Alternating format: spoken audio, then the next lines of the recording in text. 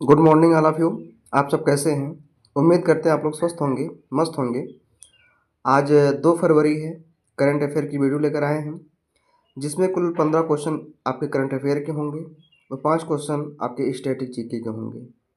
Last में हम एक प्रश्न पूछेंगे जिसका जवाब आपको कमेंट बॉक्स में देना होगा। ठीक है दोस्तों, बढ़ते हैं। आज का सुविचार है, जीवन वह अद्भुत उपहार है जो हमें प्रत्येक सुबह नए आशाओं और संभावनाओं के साथ दिया जाता है। सही बात है दोस्तों, प्रत्येक सुबह हमारे लिए अच्छी होती है और प्रत्येक दिन आप मॉर्निंग में अपना एक छोटा सा टारगेट फिक्स करिए और दिन भर उस टारगेट को अचीव करने में अपना समय लगा दीजिए। यकीन मानो एक दिन सफलता आपके कदम चूमेगी। बढ़ते हैं हम क्वेश्चन की तरफ। हमारा पहला क्वेश्चन होगा,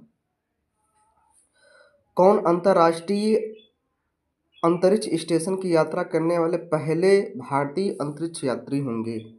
ठीक है ना, कौन होंगे? Group captain Shubhanshu Shukla. ठीक है ना, शुभांशु शुक्ला जून 2006 में भारतीय वायुसेना में एक जो है फाइटर पायलट के रूप में शामिल हुए थे। ठीक है ना, और मार्च 2024 में उन्हें ग्रुप कैप्टन पद पर प्रमोट किया गया था। अच्छा, ग्रुप कैप्टन क्या होता है? तो ग्रुप कैप्टन कह सकते हैं यह वायुसेना में एक रैंक है। किसमें है? वायुसेना में एक रैंक है। ठीक है ना, तो रैंक को प्राप्त करने वाले कौन हैं? तो एक है शुभांशु शुक्ला है। ठीक है ना, तो यही वो व्यक्ति हैं जो अंतर्राष्ट्रीय अंतरिक्ष स्टेशन की यात्रा करने वाले पहले भारतीय अंतरिक्ष यात्री होंगे। ठीक है ना दोस्तों। अच्छा, अब इसमें बात आती है वायुसेना की।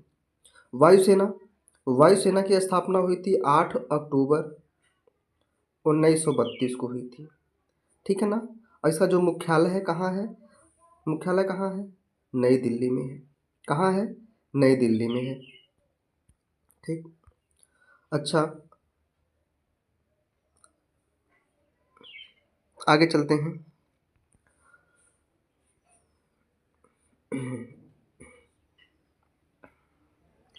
बजट 2025 में निम्नलिखित में से किस मंत्रालय को सबसे अधिक राशि आवंटित की गई है? बहुत ही बढ़िया क्वेश्चन है। आपको बता दें, हमारा बजट सत्र चालू हो गया है, 31 जनवरी को चालू हो गया है। ठीक है ना, और 1 फरवरी को जो है वित्त मंत्री निर्मला सीतारमण ने बजट को पेश किया है। तो बजट से संबंधित ढेर सारे क्वेश्चन बनेंगे और बहुत ही इम्पोर्टेंट है। आपका नज़दीकी एग्जाम एसएससी जीडी है, बहुत ज़्यादा क्वेश्चन यहाँ से बनने की संभावना है करंट अफेयर के। तो दोस्तों यहाँ से इसको जो है ज़रूर प्रेफर करें। ठीक है ना, बजट तो बहुत ही इम्पोर्टेंट है। ठीक है। अच्छा, मैं बजट की एक स्पेशल वीडियो बनाने वाला हूँ, आज बना के डाल दूंगा यूट्यूब पे। आप लोग वहाँ से बजट के बारे में देख सकते हैं कि 2025-26 का बजट क्या है और कितने रुपए की आय हुई है, कितने रुपए का जो है क्या नाम है, किसको किसको दिए गए हैं, कौन कौन से मंत्रालय को। ठीक है दोस्तों। अच्छा, बात आती है अब रक्षा मंत्रालय की। तो रक्षा मंत्री जो है उसमें कौन है? अ, राजनाथ सिंह हैं। सबसे ज़्यादा जो बजट आवंटित किया गया है रक्षा मंत्रालय किया गया है, कितना किया गया है? 6,81,210। ठीक है ना, 6,81,210 करोड़ रुपए कितना किया गया है? 6,81,210 करोड़ रुपए ये रक्षा मंत्रालय को दिए गए हैं। अच्छा, पिछली बार कितना दिया गया था? तो पिछली बार उनको दिया गया था 6.22 लाख करोड़। कितना दिया गया था रक्षा मंत्रालय को? 6.22 लाख करोड़। अच्छा, हमारे अन्य ऑप्शन भी आए हैं जैसे शिक्षा मंत्रालय, रेल मंत्रालय, गृह मंत्रालय। तो शिक्षा मंत्रालय कितना बजट दिया गया है? तो शिक्षा मंत्रालय को दिया गया है 1.28 लाख करोड़ रुपए। थोड़ा सा बजट कम है शिक्षा के मामले में। ठीक है ना, 1.28 लाख करोड़। वर्तमान में शिक्षा मंत्री कौन है? धर्मेंद्र प्रधान है। कौन है? धर्मेंद्र प्रधान है। ये हमारे वर्तमान कैबिनेट शिक्षा मंत्री हैं। अच्छा, रेल मंत्रालय कितना दिया गया है? तो यह दिया गया है 2,65,200 करोड़। 2,65,200 करोड़ दिया गया है। ठीक है ना, गृह मंत्रालय कितना दिया गया है? 2,33,210.68 करोड़ रुपये दिया गया है। ये आंकड़ा आपको बिल्कुल याद होना चाहिए, बहुत ही इंपॉर्टेंट है। ठीक है ना, बढ़ते हैं अगले क्वेश्चन की तरफ। बजट 2025 में किस राज्य में मखाना की खेती को बढ़ावा देने के लिए मखाना बोर्ड की स्थापना की गई है? तो ये बिहार में किया गया है, अभी जल्दी ही किया गया है, ठीक है ना। और ये बजट में भी आया है, बजट 2025 में, ठीक है ना। तो एक ठो टाइटल भी है, आओ न कभी हमरा बिहार में। तो बिहार वास्तव में ऐतिहासिक जगह है या राज्य है। हमारे इतिहास की शुरुआत कह सकते हैं बिहार से ही हुई है। चलते हैं बिहार। बिहार की स्थापना कब हुई थी? 22 मार्च 1912 को हुई थी, 22 मार्च 1912 को। और बिहार की राजधानी क्या है? पटना। अच्छा, हमारे अन्य ऑप्शन भी हैं, जैसे त्रिपुरा। त्रिपुरा की राजधानी क्या हो जाएगी? अगरतला। और जो है स्थापना क्या हो जाएगी? 1972। असम की राजधानी दिसपुर। दूसरी राजधानी की घोषणा हुई है डिब्रूगढ़। कहाँ हुई है? डिब्रूगढ़। इसकी स्थापना कब हुई थी? 26 जनवरी 1950 को हुई थी, 26 जनवरी 1950 को हुई थी। उड़ीसा की राजधानी भुवनेश्वर, ठीक है ना, भुवनेश्वर। और स्थापना कब हुई थी? 1936 में, 1 अप्रैल 1936 को हुई थी, ठीक है दोस्तों। मखाना बोर्ड आप लोग जानते हैं मखाना क्या होता है? मखाना वही जो हम लोग खाते हैं, मेवा में आता है। थोड़ा सा जुकाम है इसलिए आवाज़ बहुत क्लियर नहीं निकल पा रही है, माफ़ करिएगा। अच्छा, अगला क्वेश्चन हमारा क्या हो जाएगा? आर्थिक सर्वेक्षण 2024-25 में किस क्षेत्र को पुराना युद्ध घोड़ा कहा गया है? तो किसे कहा गया है? सेवा क्षेत्र को। आपको बता दें, इकोनॉमी अगर पढ़ाया गया होगा तो सेक्टर को 3 भागों में बांटा गया है, प्राथमिक सेक्टर, द्वितीयक सेक्टर और तृतीयक सेक्टर। तो प्राथमिक सेक्टर होता है उसमें आपकी नेचुरल चीज़ें आती हैं, प्राकृतिक चीज़ें आती हैं। जो द्वितीयक सेक्टर होगा, द्वितीयक सेक्टर में क्या आता है? विनिर्माण या निर्माण आता है। जो तृतीयक सेक्टर होता है वह क्या होता है? सेवा क्षेत्र होता है, ठीक है ना। और जो सबसे ज़्यादा इनकम होती है आपके तृतीयक सेक्टर में ही होती है, सेवा क्षेत्र में ही होती है। तो उसे क्या कहा गया है? पुराना युद्ध घोड़ा कहा गया है सेवा क्षेत्र को, ठीक है ना। अच्छा, आगे चलते हैं। बजट 2024 में केंद्र सरकार ने कितने लाख रुपए तक की आय पर छूट दी है? तो बहुत ही इम्पोर्टेंट क्वेश्चन है, इसको थोड़ा सा हम लोग बहुत बढ़िया समझते हैं।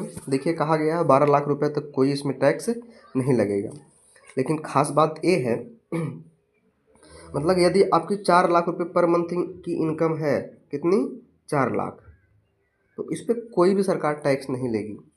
और जैसे ही आपका जो है 4 से 8 लाख हुआ, 4 से अगर 8 लाख है तो उसमें आपको 5% का टैक्स देना होगा। 8 से अगर 12 लाख है आपकी इनकम है तो 10% टैक्स देना होगा। 12 से अगर 16 लाख है तो आपको 15% जो है क्या करना पड़ेगा? टैक्स देना पड़ेगा। अगर आपकी इनकम 16 से 20 लाख रुपए है तो आपको 20% का टैक्स देना होगा, ठीक है ना। अगर 20 से 24 लाख की इनकम पर मंथ है तो आपको 25% का क्या देना पड़ेगा? टैक्स देना पड़ेगा, ठीक है ना। तो ये थोड़ा सा कौन किया है? बजट में लाया गया है, 2025 में लाया गया है, ये ध्यान रखें। हाल ही में किसान क्रेडिट कार्ड की सीमा को 3 लाख से बढ़ाकर कितने लाख रुपए कर दिया गया है? तो आपको बता दें, जो किसान क्रेडिट कार्ड है ये किसानों के लिए है, यानी कि आप इस पे लोन ले सकते थे। इस पर जो ब्याज है बहुत न्यूनतम लाया गया है, इसमें आसानी से आप जो है लोन ले सकते हैं केसीसी के द्वारा। पहले अधिकतम जो सीमा थी 3 लाख थी, अब कितनी कर दी गई है? 5 लाख कर दी गई है। तो केसीसी का फुल फॉर्म हो जाएगा किसान क्रेडिट कार्ड, ठीक है ना। तो केसीसी की जो स्थापना की गई थी, जो शुरुआत करी गई थी, ये 1998 में करी गई थी, ठीक है ना। कौन सी योजना के तहत करी गई थी? जो योजना है वह नाबार्ड योजना के तहत करी गई थी, NABRD। कमेंट बॉक्स में बताइएगा नाबार्ड का फुल फॉर्म क्या होगा, ठीक है ना। नाबार्ड योजना के तहत करी गई थी। अच्छा, हिंदी में इसे बोलते हैं राष्ट्रीय कृषि ग्रामीण विकास बैंक के तहत किया गया था। 3 लाख से कितना कर दिया गया है? 5 लाख, ध्यान रखें। आगे चलते हैं। भारत का लक्ष्य किस वर्ष तक 100 गीगावाट परमाणु ऊर्जा का उत्पादन करना है? बहुत बढ़िया क्वेश्चन है। वर्ष 2047 तक। तो आपको बता दें 1 गीगावाट बराबर होता है, 1 गीगावाट बराबर 1 गीगावाट बराबर 1 अरब वाट होता है। कितना होता है? 1 अरब वाट। अगर बात करें 1 मेगावाट बराबर कितना होता है? मेगावाट बराबर, तो कह सकते हैं 1000 किलोवाट, ठीक है ना, किलोवाट। ध्यान रहे। बढ़ते हैं अगले क्वेश्चन की तरफ। निम्नलिखित में से किस राज्य में 12.7 लाख मीट्रिक टन उत्पादन क्षमता वाले उर्वरक संयंत्र स्थापित किया जाएगा? तो किया जाएगा असम में, ठीक है ना। तो आपको बता दें असम की राजधानी क्या है? दिसपुर। और प्रस्तावित जो राजधानी की घोषणा हुई है डिब्रूगढ़ है। इसकी स्थापना, असम की स्थापना कब हुई थी? 1950 को हुई थी, 26 जनवरी 1950। त्रिपुरा की राजधानी क्या है? अगरतला है। क्या है? अगरतला है। और इसकी स्थापना कब हो जाएगी? 21 जनवरी 1972, ठीक है ना। मेघालय की राजधानी शिलोंग, इसकी स्थापना कब हुई थी? 1 अप्रैल 1970 को हुई थी, ठीक है ना, 1970 को हुई थी। ध्यान रहे। एक अन्य ऑप्शन भी है जैसे मिजोरम। मिजोरम की राजधानी आइजोल, आपको पता ही होगा आइजोल। ये सब पूर्वी इलाके में पड़ते हैं भारत के। इसकी स्थापना कब हो जाएगी? 21 जनवरी 1972, ठीक है ना। आगे चलते हैं। वित्त वर्ष 2016-17 से 2022-23 तक भारत के किस क्षेत्र ने कितने प्रतिशत की वार्षिक वृद्धि दर्शाई है? तो बहुत बढ़िया क्वेश्चन है। 5% की वृद्धि दर्शाई है, ठीक है ना। अगर पहले वाला पूछेगा तो आप उसमें से 5 घटा लेंगे।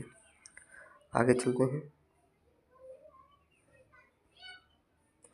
हाल ही में, टाइपिंग मिस्टेक है, कुछ नहीं है। हाल ही में भारत ने कितने नए रामसर स्थल जोड़े हैं? क्या हो जाएगा? 4। अच्छा, भारत ने कितने नए रामसर स्थल जोड़े हैं? 4। यानी कि भारत में कुल कितने रामसर स्थल हैं? तो इस समय कितने हैं? 85 हैं। कितने हैं? 85।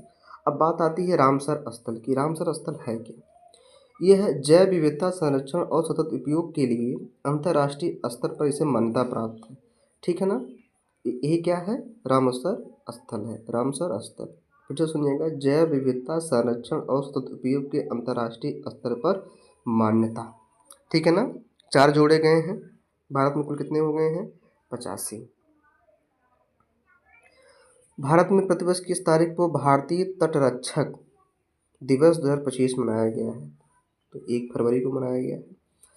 भारतीय तटरक्षक दिवस यानी कि इसको इंग्लिश में बोलते हैं इंडियन कोस्ट गार्ड, आप लोग सुने होंगे, इंडियन कोस्ट गार्ड, भारतीय तटरक्षक। इसकी जो स्थापना हुई थी, मतलब 1 फरवरी के दिन ही हुई थी, ये 1977 में हुई थी। कब हुई थी? 1977 में। जो मुख्यालय है वह नई दिल्ली है। कहाँ है? नई दिल्ली। जो मुख्यालय है वह कहाँ है? नई दिल्ली है। अच्छा, वर्तमान में इसके महानिदेशक कौन है? तो महानिदेशक कौन है? परमेश शिवमणि। कौन है? परमेश शिवमणि है। वर्तमान में से क्या है? महानिदेशक है। कब मनाया गया है? 1 फरवरी को मनाया गया है। अगला क्वेश्चन देखते हैं। भारतीय रेलवे ने निर्बाध यात्रा के लिए सुपर ऐप लॉन्च किया है। ठीक, रेलवे से संबंधित है तो स्वारेल, ये आपके रेलवे आरआरबी ग्रुप डी के दृष्टि से या रेलवे के सभी एग्जाम के दृष्टि से बहुत इंपॉर्टेंट क्वेश्चन है। तो स्वारेल ऐप लॉन्च किया गया है। वित्त वर्ष 2024 में खुदरा मुद्रास्फीति 5.4% से घटकर वित्त वर्ष 2025 में कितना हो गई है? 4.9 हो गई है। तो आपको बता दें मुद्रास्फीति क्या होता है? मुद्रास्फीति मतलब होता है महंगाई। क्या होता है? महंगाई। और एक होता है मुद्रा संकुचन। मुद्रा संकुचन, तो मुद्रा संकुचन मतलब सस्ता ही मत समझिएगा, मुद्रा संकुचन मतलब मंदी। क्या होता है? मंदी। महंगाई किसे कहते हैं? तो महंगाई दोस्तों उसको कहते हैं कि पैसा आप जो है ट्रेन में लेके जाइए और सब्जी जेब में रख के लेके, इसे क्या बोलते हैं? महंगाई। और मंदी क्या बोलते हैं? पैसा जेब में लेके जाइए और जो सब्जी है जो है ट्रक से लेके लाद के लेके आइए, उसे क्या बोलते हैं? मंदी। देखिए, महंगाई और मंदी दोनों समाज के लिए क्या है? हानिकारक है, ठीक है ना। तो कौन बताएगा अगर महंगाई बढ़ती है तो सबसे ज़्यादा कौन लोग प्रभावित होते हैं? जिसकी सैलरी फिक्स होती है वो व्यापारी, मतलब कौन कौन लोग प्रभावित होते हैं महंगाई से, उसका थोड़ा सा नाम बताइए कमेंट बॉक्स में। ठीक है ना। तो महंगाई देखिए घर कितना हो जाएगी, 504 से कितना हो गई है, 4.9 हो गई है। बहुत बढ़िया, आगे चलते हैं। किन क्षेत्रों के लिए फोकस प्रोडक्ट स्कीम शुरू की गई है, की जाएगी? किन क्षेत्रों के लिए फोकस प्रोडक्ट स्कीम शुरू की जाएगी? फुटवियर और लेदर। फुटवियर मतलब समझते हो भैया, जो हम लोग पहनते हैं पैर में, ठीक है ना। और लेदर, लेदर मतलब चमड़ा। चमड़ा उद्योग आपको सबसे प्रमुख माना जाता है कानपुर में, उत्तर प्रदेश में कानपुर में चमड़ा उद्योग ज़्यादा करके मतलब है। अच्छा, इसमें भी आया है फोकस उत्पाद योजना। तो जो ये फोकस उत्पाद योजना यानी कि इसे इंग्लिश में लिख दिया गया है फोकस प्रोडक्ट स्कीम, इसकी शुरुआत हुई थी 2006 में हुई थी, ठीक है ना। अच्छा, ये फोकस प्रोडक्ट स्कीम है क्या? उन चुनिंदा उत्पादों की निर्यात को बढ़ावा देना जिनसे रोजगार पैदा करने की क्षमता ज़्यादा हो, ठीक है ना। देखिए किस में की जाएगी ये? फुटवियर और लेदर में की जाएगी। ध्यान रहे दोस्तों, आगे चलते हैं। हाल ही में किस राज्य सरकार ने मन मित्र पहल की शुरू की, जो है पहल शुरू की है? कौन किया है ये? आंध्र प्रदेश ने किया है। तो मन मित्र क्या है? मानसिक, देखिए मन मित्र का मतलब ये है मानसिक और शारीरिक स्वास्थ्य को बेहतर बनाने के लिए शुरू की गई एक पहल है, ठीक है ना। मानसिक और शारीरिक, मानसिक और शारीरिक स्वास्थ्य को बेहतर बनाने के लिए शुरू की गई ये पहल एक कौन किया है? आंध्र प्रदेश ने किया है। तो आंध्र प्रदेश की राजधानी क्या हो जाएगी? अमरावती, अमरावती। और स्थापना कब हुई थी? 1 नवंबर 1956 को। हमारे 3 अन्य ऑप्शन भी हैं, महाराष्ट्र, उत्तराखंड, कर्नाटक। उत्तराखंड की राजधानी क्या हो जाएगी? देहरादून, इसकी स्थापना हो जाएगी 9 नवंबर सन 2000 को। महाराष्ट्र की राजधानी हो जाएगी मुंबई, इसकी स्थापना हुई थी 1 मई 1960 को। कर्नाटक की राजधानी बेंगलुरु, इसकी स्थापना हुई थी 1 नवंबर 1956 को। बहुत बढ़िया। अब हमारा आ गया है स्टैटिक जीके, ठीक है ना। हमारा 15 क्वेश्चन करंट अफेयर कंप्लीट हो गया है। हमारा पहला स्ट्रेटेजिक क्वेश्चन है, भारत में दल बदल विरोधी कानून निम्नलिखित में से किससे संबंधित है?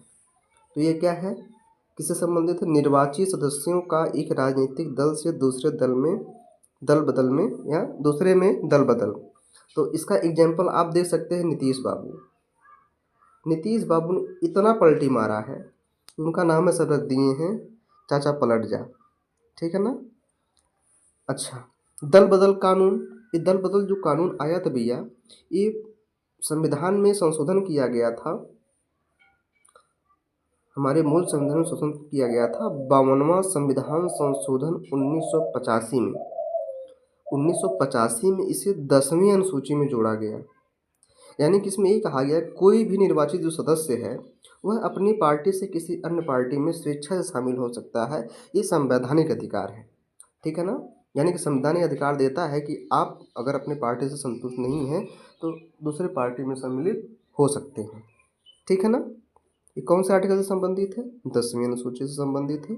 अच्छा, संविधान संशोधन कौन सा हो जाएगा? 52वां संविधान संशोधन 1985। बहुत बढ़िया। भारतीय संविधान की निम्नलिखित में से कौन सी अनुसूची राज्यसभा में सीटों के आवंटन से संबंधित है? तो बहुत बढ़िया है, चतुर्थ अनुसूची, यानी कि जो चौथी अनुसूची है तो उसमें क्या करता है, राज्यसभा में सीटों के आवंटन से ये संबंधित है। अच्छा, हमारे अन्य ऑप्शन भी हैं, प्रथम अनुसूची, द्वितीय अनुसूची और 10वीं अनुसूची।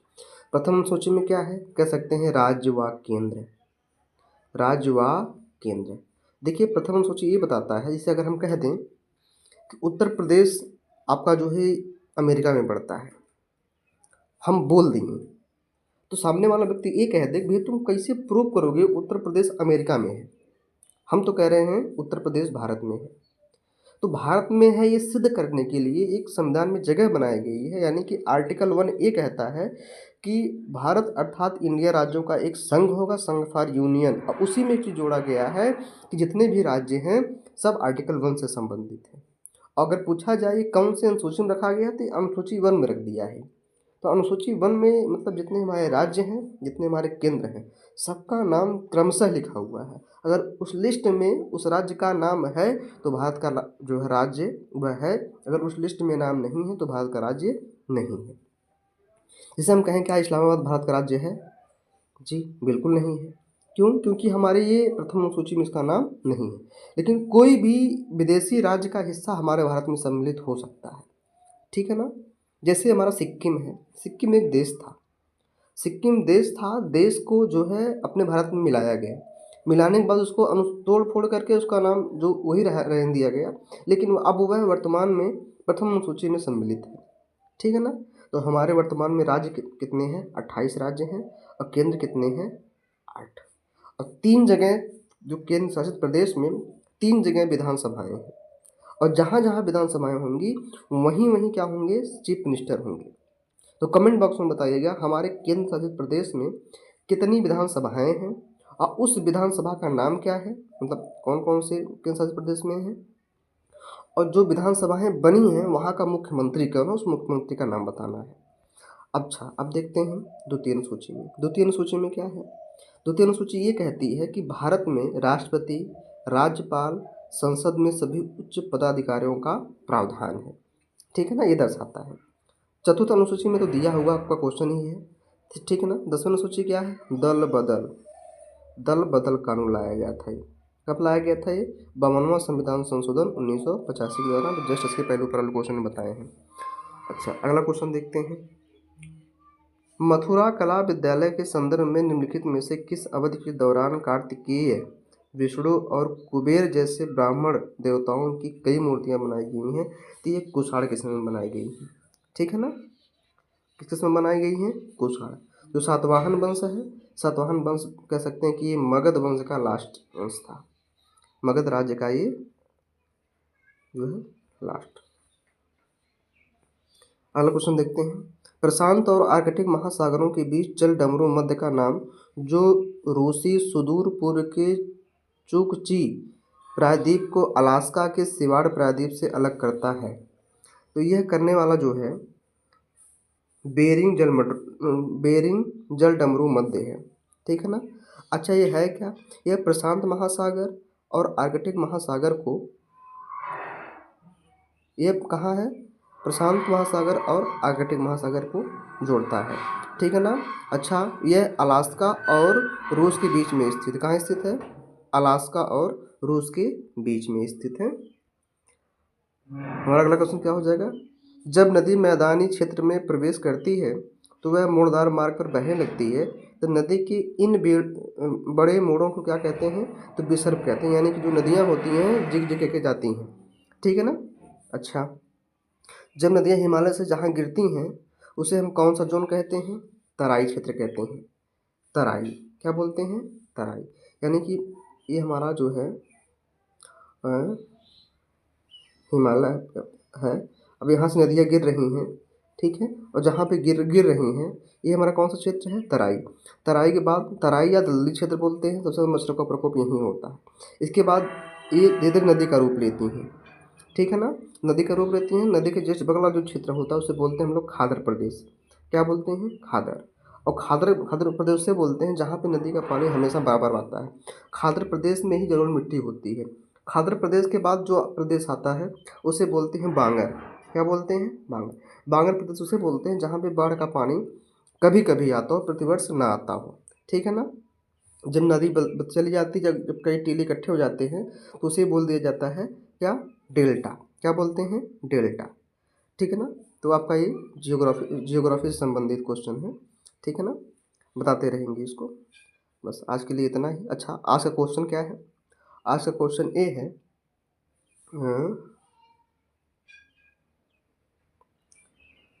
लिपस्टिक या कह सकते हैं समस्त श्रृंगार का सामान कौन सी खुदाई से प्राप्त हुआ था? कमेंट बॉक्स में को बताना है। आज के लिए बस इतना ही।